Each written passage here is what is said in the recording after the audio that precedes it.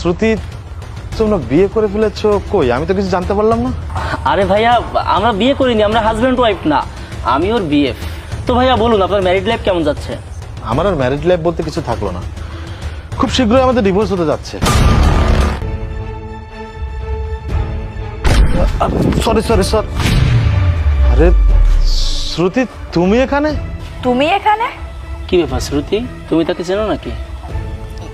মানে না মানে ভাইয়া, আমি আর ও একসাথে পড়াশোনা করেছি, অনেকদিন পরে দেখা হলো তো তাই কথা বললাম। আমি ওর ফ্রেন্ড। ও আচ্ছা, তাই বলেন। ভালো আছেন? আমি আলামিন।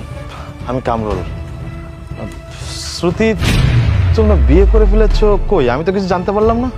আরে ভাইয়া, আমরা বিয়ে করিনি, আমরা হাজব্যান্ড ওয়াইফ না, আমি ওর বিএফ। ও আচ্ছা, তো আপনারা কোথায় যাচ্ছেন? আরে এই তো একটু সামনের দিকে যাচ্ছিলাম। ভাইয়া যদি কিছু মনে না করেন তাহলে আমি কি আপনাদের সাথে একটু কথা বলতে পারি? না মানে শ্রুতির সাথে অনেকদিন পরে দেখা হলো তো, বুঝতেই তো পারছেন। No problem, sure you can join us. তো শ্রুতি, বিয়ের ব্যাপারে কি ভাবলে? মানে তোমরা বিয়েটা কবে করছো?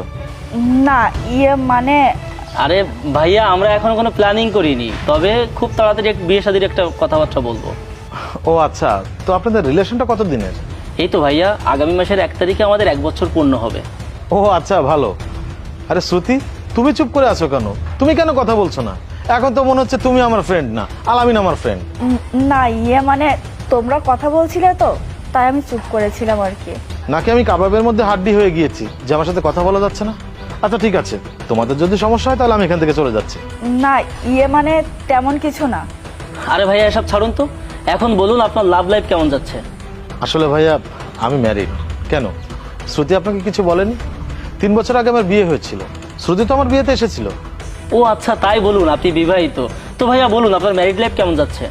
আমার আর ম্যারিড লাইফ বলতে কিছু থাকলো না, খুব শীঘ্রই আমাদের ডিভোর্স হতে যাচ্ছে। ডিভোর্স মানে কি ভাইয়া, একটু খুলে বলুন তো।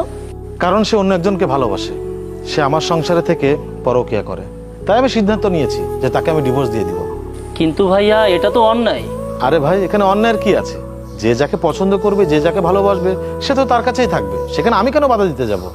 ভাইয়া, যদি কিছু মনে না করেন, একটা কথা জিজ্ঞাসা করি। আপনি আপনার স্ত্রীকে ডিভোর্স দিয়ে দিচ্ছেন, কিন্তু এটা কি সন্দেহজনক ভাবে নাকি তাকে যাচাই বাছাই করেছেন? আচ্ছা একটা কথা বলুন তো, যদি আপনার বিবাহিত স্ত্রী অন্য একটা ছেলের সাথে রিলেশন করতো বা ঘোরাফেরা করতো, আর সেটা আপনি নিজের চোখে দেখতেন, তাহলে আপনি কি করতেন?